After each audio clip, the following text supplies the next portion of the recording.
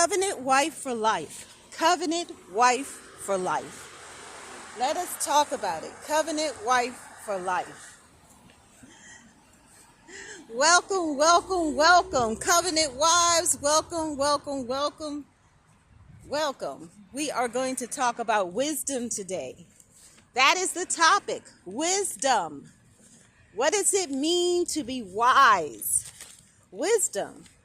Welcome, covenant wives. We are going to get into it and talk about wisdom today. We know that we are to be wise. We want to be wives that are wise. We don't want to be wives that are not wise. Wisdom is being wise. An example is a wise owl. Many think of this bird, this type of bird, the owl, O-W-L, as being wise. Many reference the owl for being wise, W-I-S-E.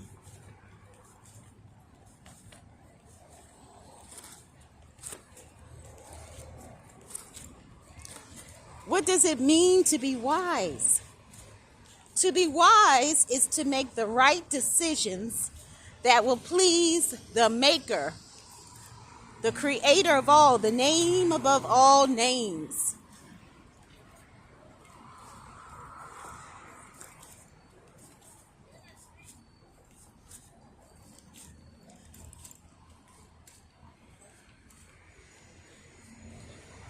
Wisdom is being mature and polite, even in the most difficult circumstances or situations.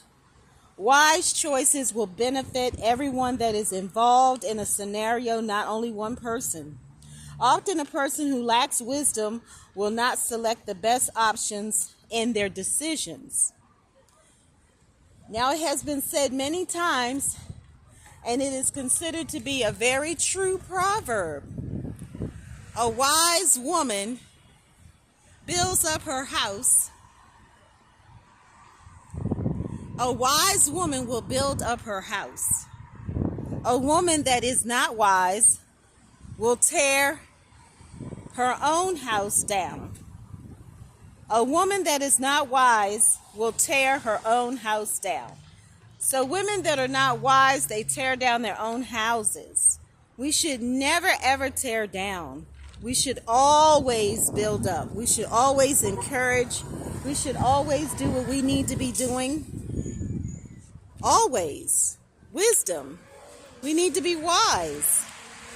It also makes me think about wise potato chips. Have you ever had those? Those are pretty good, right? I think so. I don't eat those anymore. However, I just prepare my own potato chips now. I bake it in the oven. It's much better. Cut it, eat it, it's done. Now back to the wisdom. It's wise to bake your own potato chips or potato slices or whatever you want to call them. I prefer mine on the softer side.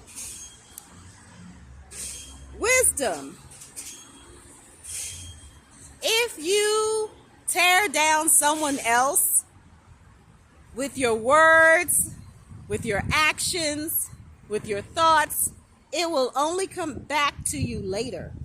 This comes back to us later, so we have to be very careful about how we talk about others, how we speak about others, what actions we take against others.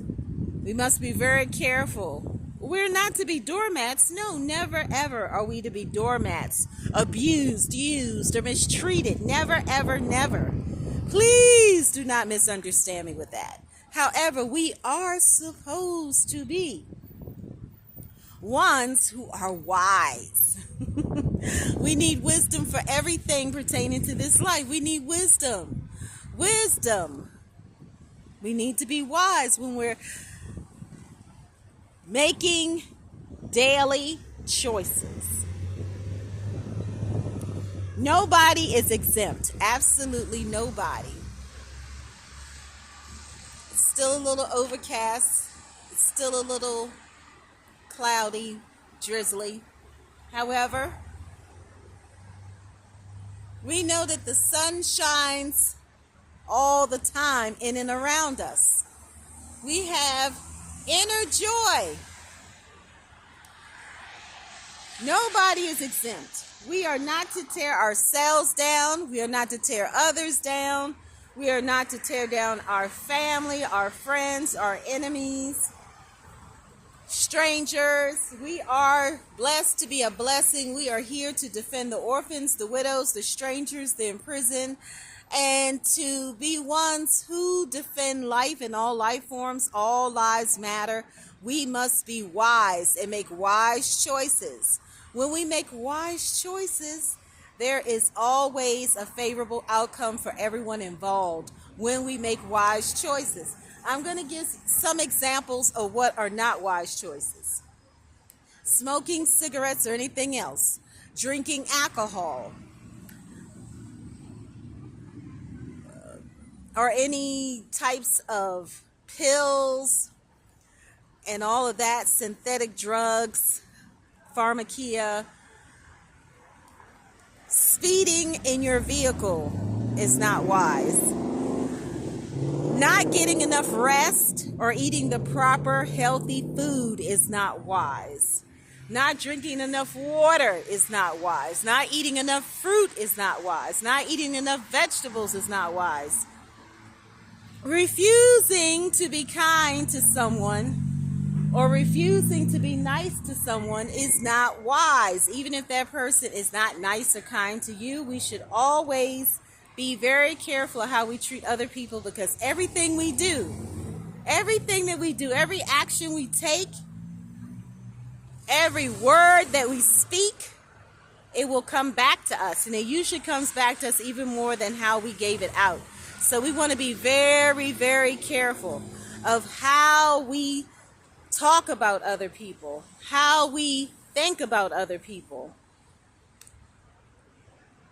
and the actions that we take against other people. And you may ask, what's an example of those actions? For one, perhaps you may avoid somebody, you may block them on social media, and then you find out later that person is very sick or something happened to them or somebody in their family, and then you may feel a little conviction about it, and you may say, well, it's my right to block anybody because if they're not doing or saying what I want them to say or do, or they're not treating me right, then I will block them. We always have to remember, part of loving is forgiving. Loving is giving, and loving is forgiving. When we love, we care, we share. Someone will not always agree with us, and that doesn't mean they are not truly our friends. It doesn't mean that we shouldn't be there for them, even when they're not there for us. We have to make wise choices. When we refuse to make wise choices, when we refuse to make wise decisions, we end up regretting it later. So be very careful. You do not want to have a bunch of regrets. And remember, it is wise to love all of humanity and all of creation and every nation of every tribe and every tongue without prejudice, without discrimination or anything else. Remember, never seek revenge upon anybody. That is not wise. Hatred is not wise. Discrimination is not wise. Prejudice is not wise. Retaliation is not wise. Vengeance is not wise. So never go out and seek to repay somebody for something they did to you, because more than likely you will regret it, because it will definitely come back upon you and your household. A wise woman builds up her house, and a woman that is not wise tears it down. So we need to be wise when it comes to our husbands. We need to be wise, covenant wise when it comes to our covenant husbands, and we need to be sure that we take excellent care of them. These are our kings. These are our king husbands, our husband kings, however you want to describe it. It's up to you. However you want to say it, just remember, there are consequences. There are definitely consequences for us when we come against our own covenant husband. So we have to be very careful. Be sure that the words that we choose are sweet, because we may regret it if they are not. We do not want to speak bitter and sour, unkind, unloving, hateful words about our kingdom spouses, our covenant husband, who is our king. Because we're the queens. We're those queens. We have been crowned queens, and they have been crowned as kings. So the king and the queen rule together in harmony and balance, in unity, in peace. That's right. Two are better than one. That's right. Two are better than one. And when we walk together with our kings, we should agree. Now, we don't have to agree with them on everything, especially if it's something that goes against the maker. However, we want to be sure that we're always smiling. We always want to be pleasant and positive. We have been described as flowers. Flowers can be fragile and sweet. Flowers can also be resilient. So we must be sure that we're always that delicate flower with a smile, even when they may ruffle us up a little bit or when they're not doing the right thing. I'm telling you, you can win more.